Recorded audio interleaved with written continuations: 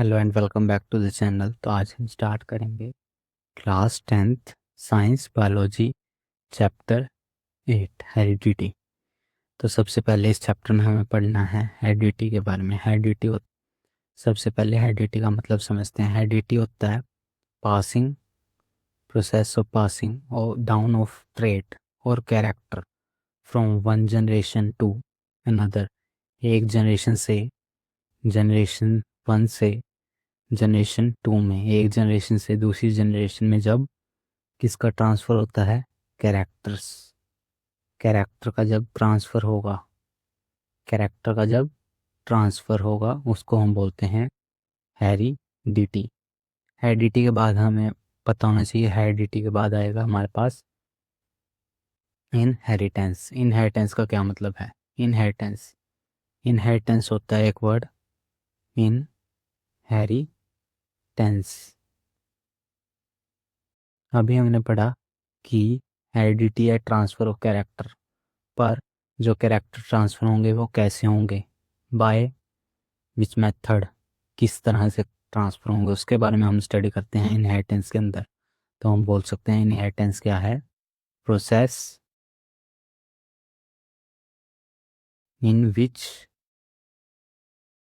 We study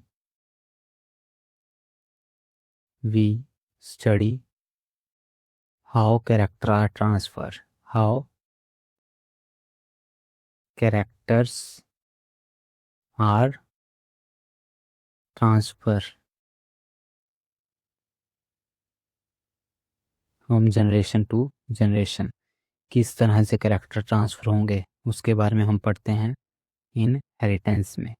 अब इसके बाद आता है हमारे पास वेरिएशन। तो वेरिएशन क्या होता है? वेरिएशन होता है कि हमारे अंदर जितने हम जो हैं अब अपने पेरेंट्स की एज इट इज़ कॉपी तो नहीं है। तो जब हम कॉपी नहीं है तो हमारे अंदर क्या होंगे, कुछ ना कुछ चेंज होंगे। तो कुछ ना कुछ डिफरेंस होगा हमारे में और हमारे पेरेंट्स में, तो उस डिफरेंस को बोलते हैं वेरिएशन। तो difference between individual in a species of group of organism. Same species के अंदर जितने भी इंडिविजुअल्स हैं उनमें क्या डिफरेंस आ रहा है, क्या डिफरेंस है, उसको बोलते हैं वेरिएशन। तो वेरिएशन दो तरह से हो सकते हैं, इन्वायरमेंटल और जेनेटिक्स। इन्वायरमेंटल में आएगा जैसे एग्जांपल, अगर किसी की एक्सीडेंट में बाजू वगैरह कट जाती है तो वो क्या हुआ, वेरिएशन आ गई उसमें। और वो वेरिएशन किस वजह से आई, वो वेरिएशन आई है उसमें इन्वायरमेंट की वजह से। इन्वायरमेंटल वेरिएशन वो होता है। इसके बाद जेनेटिक वेरिएशन क्या होता है? जीन्स में चेंज आ जाए अगर, ठीक है, अगर कोई जीन्स में जीन चेंज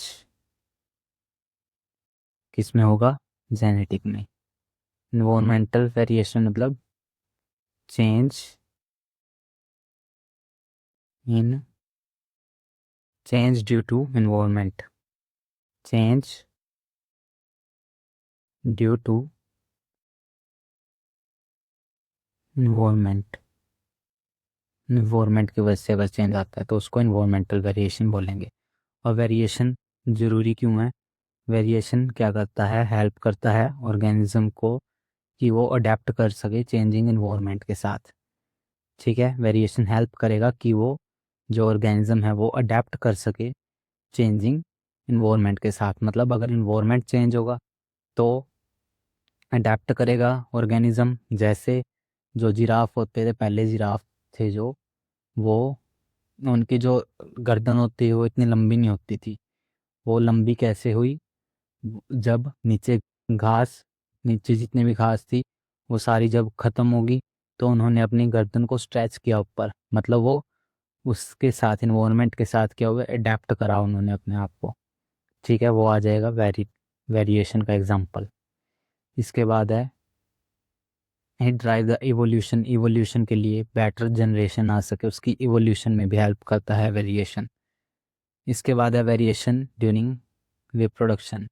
ए सेक्सुअल और सेक्सुअल रिप्रोडक्शन में वेरिएशन किस में ज़्यादा होगी? वेरिएशन ए सेक्सुअल में कम होगी। क्यों कम है? क्योंकि ए सेक्सुअल में क्या होता है, ए सेक्सुअल में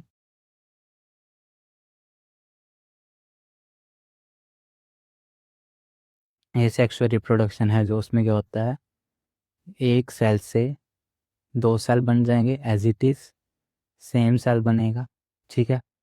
पर सेक्सुअल रिप्रोडक्शन में वेरिएशन क्यों आती है, क्योंकि सेक्सुअल में क्या होगा, 2 पेरेंट्स इन्वॉल्व, सेक्सुअल में क्या होता है, इन्वॉल्व 2 पेरेंट, इन्वॉल्व 2 पेरेंट।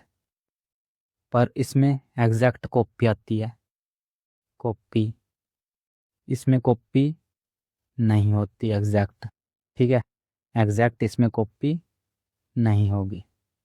तो इसी वजह से जो एसेक्सुअल रिप्रोडक्शन है उसमें वेरिएशन कम होती है, सेक्सुअल रिप्रोडक्शन में वेरिएशन ज़्यादा। इसमें इनएक्यूरेसी होगी डीएनए में, इसमें क्रॉसिंग ओवर और सेपरेशन, क्रोमोसोम सेपरेट होते हैं सेक्सुअल रिप्रोडक्शन में। इसके बाद आएगा जो हम ये स्टडी कर रहे हैं, वेरिएशन आई, इनहेरिटेंस, हेरिडिटी, ये सब किसके अंदर पढ़ते हैं हम, जेनेटिक्स के अंदर। ये बायोलॉजी की वो ब्रांच है जिसमें हम हेरिडिटी और वेरिएशन का क्या कॉज है, वेरिएशन क्यों हो रही है किसी के अंदर, उसके बारे में पढ़ते हैं। इसको बोलते हैं genetics. The term genetics was coined bye, जो ये टर्म थी जेनेटिक्स ये दी थी बेटसन, विलियम बेटसन ने, बायोलॉजिकल साइंटिस्ट थे जो। अब जॉर्ज मेंडल हैं जो, उनको बोलते हैं फादर ऑफ जेनेटिक्स। इसके बाद आएगा डीएनए। तो डीएनए क्या होता है, जैसे अगर ये हमारा कोई सेल है, ठीक है, सेल के अंदर क्या होता है, न्यूक्लियस, इंट्रो,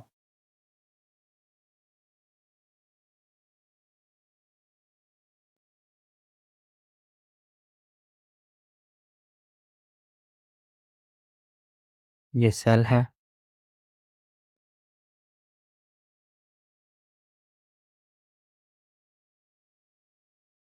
तो सेल के अंदर क्या होगा हमारे पास, न्यूक्लियस, ठीक है जी।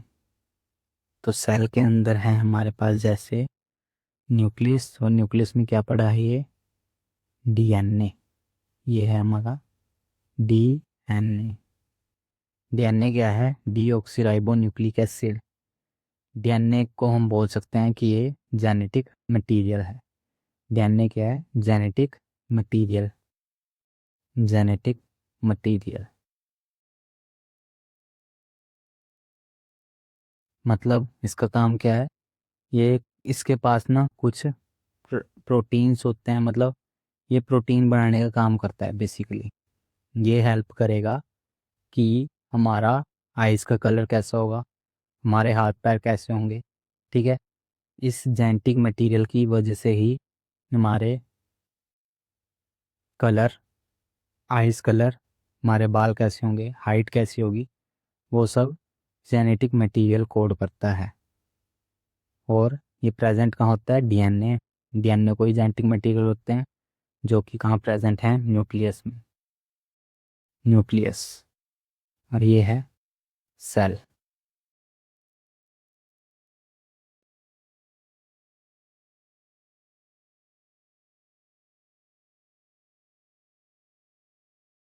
इसके बाद आएगा present in nucleus of cell, ठीक है, they contain genetic information for development and functioning of organism. क्या करता है डीएनए, डीएनए के पास होता है जेनेटिक इंफॉर्मेशन जो कि development and functioning of organism को कंट्रोल करेगा, ठीक है। क्रोमैटिन, अब ये जो इसमें ये धागेदार सा स्ट्रक्चर है, इसी को वैसे क्रोमैटिन बोला जाता है। Refer to the mixture of DNA और प्रोटीन। डीएनए और प्रोटीन जब एक साथ मिलेंगे उसको हम क्रोमैटिन बोलते हैं, जो कि बाद में क्या बनाता है, क्रोमोसोम। ये जो डीएनए है, डीएनए और प्रोटीन क्या बनाएगा, क्रोमैटिन, क्रोमैटिन। क्रोमैटिन क्या है, धागे की तरह एक स्ट्रक्चर है क्रोमैटिन, धागेदार सा स्ट्रक्चर, ठीक है। और ये आगे कंडेंस होके क्या बनाता है, chromosome, condense to form chromosome. Chromosome कैसा होता है? इस तरह से F shape structure, condense form of DNA बोल सकते हैं हम क्रोमोसोम को, और या हो सकता है ये एक्स शेप स्ट्रक्चर। इसके बाद आएगा जीन। अब ये जीन क्या है? जीन क्या होता है? जीन हमारा फंक्शनल सेगमेंट होता है। जो क्रोमोसोम है उसके ऊपर कुछ फंक्शनल सेगमेंट प्रेजेंट्स होते हैं जिसको हम क्या बोलते हैं? जीन। जैसे अगर ये एक क्रोमोसोम है और इसके ऊपर कुछ इस तरह से ये जीन प्रेजेंट होते हैं।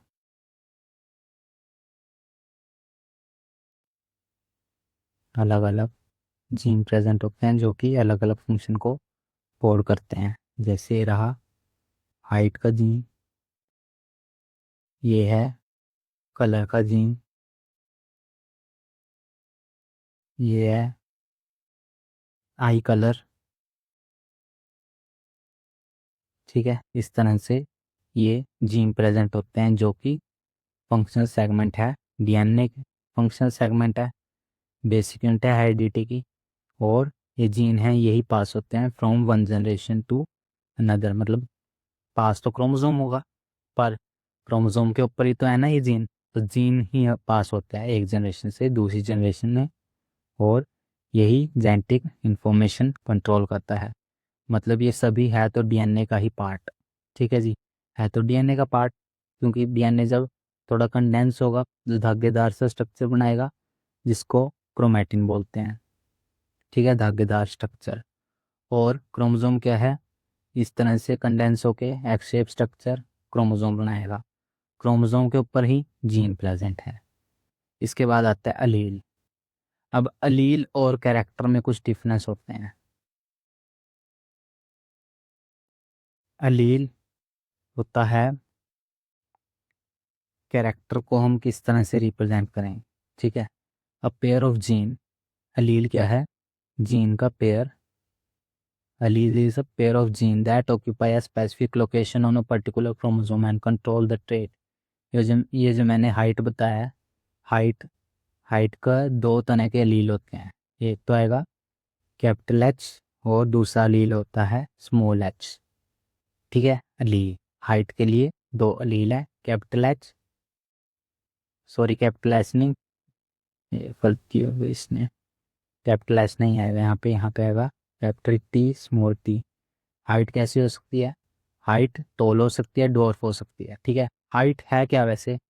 अगर हम बात करें हाइट की तो हाइट है एक कैरेक्टर, हाइट है कैरेक्टर, और दूसरा ट्रेट, दूसरा आएगा इसने ट्रेट। हाइट तो हो गई कैरेक्टर। अब हाइट है जो हमारी किस तरह से हो सकती है? या तो हाइट हो सकती है, जो हाइट है वो कैसी हो सकती है? या तो टॉल हो सकती है, और दूसरी द्वार्क हो सकती है।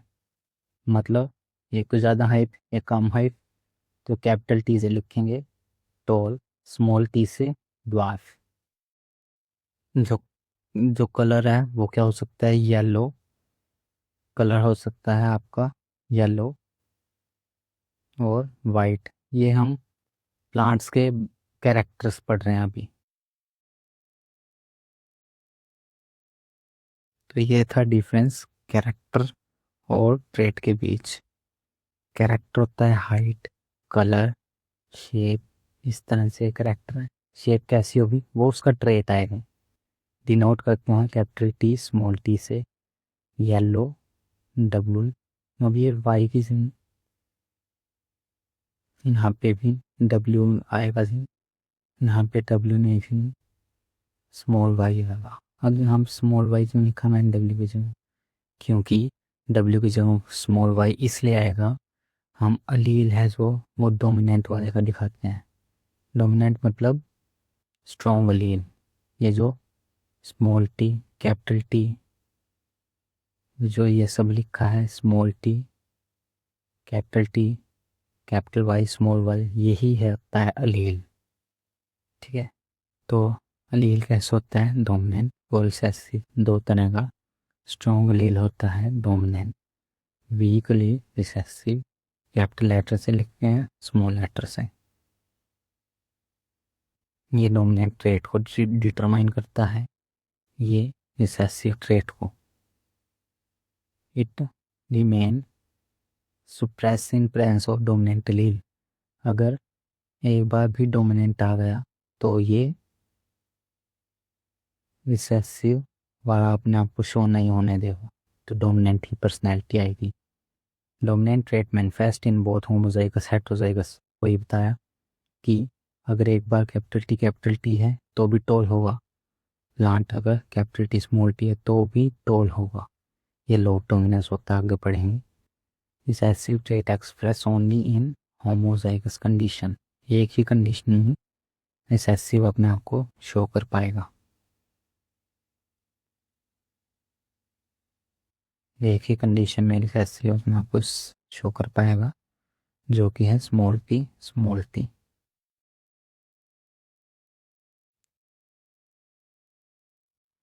इसके बाद आएगा होमोजाइगस कंडीशन। होमोजाइगस कंडीशन आती है जैसे सेम वाली कंडीशन, होमो मतलब same, identical allele of gene from both the parent, capital T, small t, homozygous। पर इसका नाम क्या आ जाएगा? होमोजाइगस टोल, इसका होमोजाइगस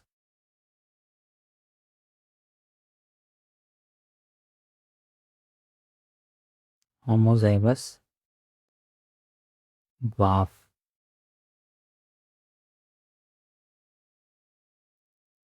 इसके बाद दूसरी कंडीशन आएगी heterozygous condition. Different allele of a gene come is parent, मतलब capital T small T. Heterozygous condition जैसे कैपिटल टी स्मॉल टी। अब इसमें एक बार कैपिटल टी है ना, तो इसका आंसर आएगा, इसका नाम पड़ जाएगा हेटेरोजाइगस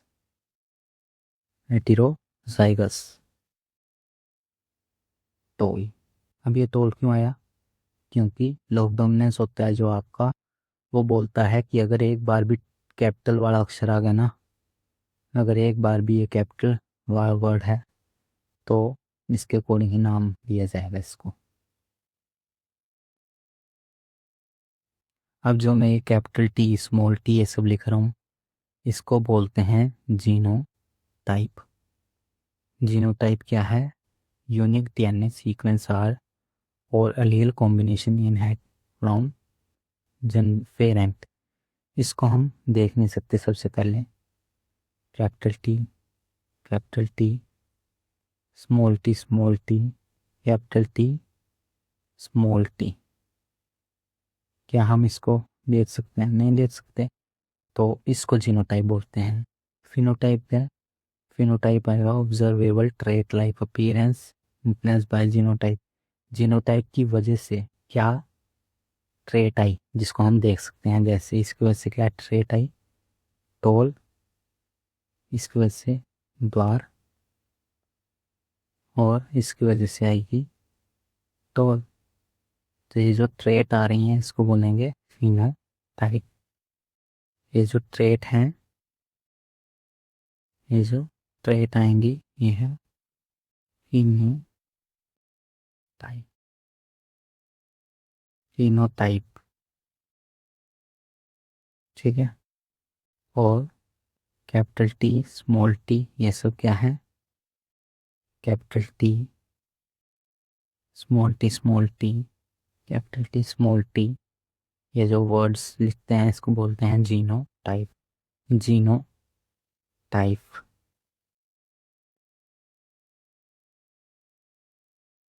इसके बाद आएगा एक्वायर्ड ट्रेट और inherited trait. Do not change germ cell, मतलब स्पर्म और ओवा को, ये जर्म सेल को ये चेंज नहीं कर सकते। पर इनहेरिटेड ट्रेट, इनहेरिट मतलब जो एक जनरेशन दूसरी जनरेशन में आया, ठीक है, उस वो जर्म सेल को चेंज कर सकता है।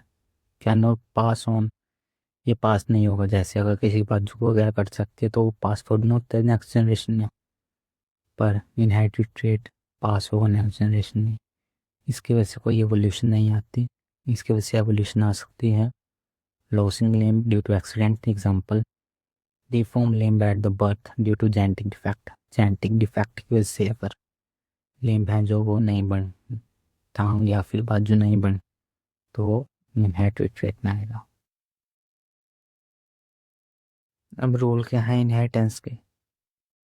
Inheritance in human is influenced by parental और मैटरनल जीन। पेरेंटल और मैटरनल जीन के द्वारा इनहेरिटेंस है जो वो इन्फ्लुएंस होता है। Trait in children follow Mendel rule. Mendel rule को ये फॉलो करेंगे। Each child inherit one version of a trait from each parent, मतलब जैसे ह्यूमंस के केस का अगर हम देखें, ह्यूमंस में क्या होता है, मेल है जो, अगर फीमेल है उसके पास एक्स एक्स, मेल के पास एक्स वाई, तो जो इसके जो चाइल्ड होंगे उसमें एक क्रोमोसोम आएगा मदर का, एक आएगा फादर का, तो ये बॉय बन जाएगा। एक मदर और एक फादर, तो ये एक्स एक्स बन के गर्ल बन जाएगी। ठीक है, तो हो क्या रहा है, 50% इसमें इसमें 50% एक्स है में जो 50% कैरेक्टर कैरेक्टर फ्रॉम मदर और 50% फ्रॉम फादर। दोनों में क्या हो रहा है, 50% कैरेक्टर फ्रॉम मदर और 50% फादर हैं जो कैरेक्टर मिल रहे हैं फादर के। 50% मदर के कैरेक्टर 50% फादर से मिल रहे हैं। इसके बाद आएगा हैप्लॉइड और डिप्लॉइड सेल। हैप्लॉइड सेल का होता है वन सेट ऑफ क्रोमोसोम, मतलब एक सेट होता है क्रोमोसोम का, one set of chromosome, two set of chromosome, मतलब हैप्लॉइड सेल में 23 क्रोमोसोम होते हैं। डिप्लॉइड सेल में 23 पेयर होंगे। इसमें 23 क्रोमोसोम सिंगल हैं और इसमें 23 पेयर हैं क्रोमोसोम। क्रोमोसोम पेयर पेयर में बैठे हैं 23 का क्रोमोसोम। ऐसे 23 होंगे। ऐसे कितने होंगे इसमें, 23। इसमें single single 23 23 single single formed by meiosis. ठीक है, ये माइटोसिस, ये डिटेल में नेक्स्ट क्लास में आप करोगे। इसके बाद है हैप्लॉइड सेल है जो दो ही सेल हमारे अंदर हैप्लॉइड हुआ है, एक स्पर्म इन मेल और या फिर egg in female. All cell of body except these are diploid.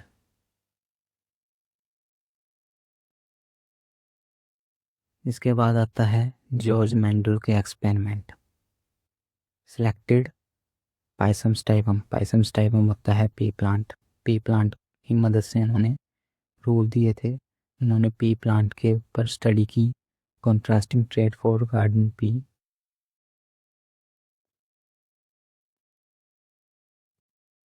अब ये जो मेंडल थे इन्होंने पी प्लांट ही क्यों स्टडी किया, क्योंकि एनुअल प्लांट है, पूरे साल उग सकता है, शॉर्ट लाइफ स्पैन है, लाइफ स्पैन ज़्यादा नहीं है। चॉइस ऑफ क्रॉस और सेल्फ फर्टिलाइजेशन और क्रॉस फर्टिलाइजेशन दोनों हो सकती हैं। ऑफस्प्रिंग बच्चे बहुत ज़्यादा देगा, मतलब सीड बहुत ज़्यादा निकलेंगे। 7 pair of allelic character, 7 pair इसके पढ़ सकते हैं। ठीक है, इसलिए इसने पी प्लांट को के ऊपर स्टडी की थी। इसके बाद आता है mono dihybrid cross. Mono dihybrid cross पढ़ने से पहले सबसे पहले हम पढ़ेंगे मेंडल जी के rule. Mendel rule for inheritance of trait. सबसे पहला रूल आता है लॉ ऑफ डोमिनेंस।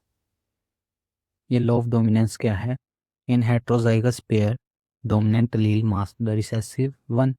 जो मैंने अभी पीछे बताया, मतलब अगर एक बार भी, फर्स्ट रूल है, अगर एक बार भी कैपिटल टी स्मॉल टी, इसको क्या बोलेंगे? Heterozygous condition, heterozygous. अगर इसमें एक बार भी कैपिटल टी आ गया, एक बार भी अगर टॉल वाला अलील आ गया, तो फिनोटाइप है जो क्या हो जाएगा? फिनोटाइप प्लांट का टॉल हो जाएगा। कैपिटल टी की वजह से जो कैरेक्टर आता है ना, वो ही इसमें देखने के लिए मिलेगा हमें। स्मॉल टी का कैरेक्टर नहीं मिलेगा। स्मॉल टी भी तो था, तो मतलब ना तो बड़ा होना चाहिए था प्लांट, ना छोटा, तो बीच का होना चाहिए था, पर बीच का नहीं होता। ये कैपिटल टी की वजह से टॉल हो जाएगा। ये था फर्स्ट लॉ ऑफ डोमिनेंस। मतलब डोमिनेंट है जो, वो खुद का ही जो फिनोटाइप होता है उसी का फिनोटाइप देखने के लिए मिलेगा हमें। स्मॉल टी की वजह से जो फिनोटाइप आना चाहिए वो नहीं आ सकता। यह है law of dominance.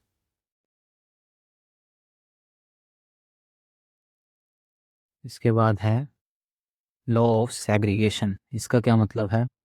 Trait have two allele that are separate during gamete formation from each parent combined during fertilization. इसका क्या मतलब है? जैसे हमारे अंदर क्या होता है, मेल और फीमेल में एक्स, सेकंड वाला है एक्स एक्स और एक्स वाई, यही होता है। और जब गैमेट बनते हैं, तो गैमेट बनते हैं जब कैसे बनते हैं? एक्स और एक्स अलग हो जाएगा, इससे एक्स और वाई अलग हो जाता है। ठीक है। जब ये गैमेट बनते हैं तो सेग्रीगेट मतलब अलग होना। सेग्रीगेट का क्या मतलब है यहाँ पे? अलग, सेपरेट हो जाता है। ठीक है, अलग हो जाता है। और उसके बाद फर्टिलाइजेशन के टाइम फर्टिलाइजेशन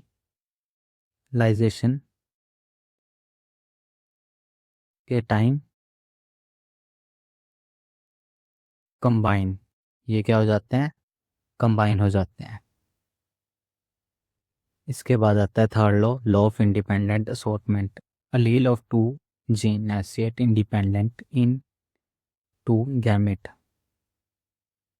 ये क्या होता है? थर्ड लॉ मतलब कि अलील है ना, जो डिफरेंट जीन के अलील हैं जो वो इंडिपेंडेंटली असॉर्ट करते हैं। जैसे राउंड येलो, राउंड क्या हो गया? राउंड शेप है, येलो कलर है, तो वो एक दूसरे से उनको कोई रिलेशन नहीं है, वो इंडिपेंडेंटली एग्जिस्ट करते हैं, इंडिपेंडेंट होंगे एक दूसरे से। इसको हम पढ़ेंगे डाइहाइब्रिड के केस में होता है ये यूज। इसके बाद है, इसके बाद आता है सेक्स डिटर्मिनेशन। सेक्स डिटर्मिनेशन क्या है? The process through which sex of new born individual is determine. ये वो प्रोसेस है जिससे हम किसी न्यू इंडिविजुअल का सेक्स डिटरमाइन कर सकते हैं। अब सेक्स डिटर्मिनेशन दो तरह से होती है, इन्वायरमेंटल और जेनेटिक्स। हमारे केस में जेनेटिक्स होती है। इन्वायरमेंटल कहाँ देखने के लिए मिलती है? टर्टल्स में। जैसे टर्टल होते हैं ना, जो अगर उनका फर्टिलाइज्ड एग को टेम्परेचर के ऊपर डिपेंड करता है, मतलब इसमें sex determination. In certain animal like turtle temperature at fertilize egg are decide the gender of egg. अगर टेम्परेचर हाई तो इसमें पैदा होती है फीमेल, और लो टेम्परेचर में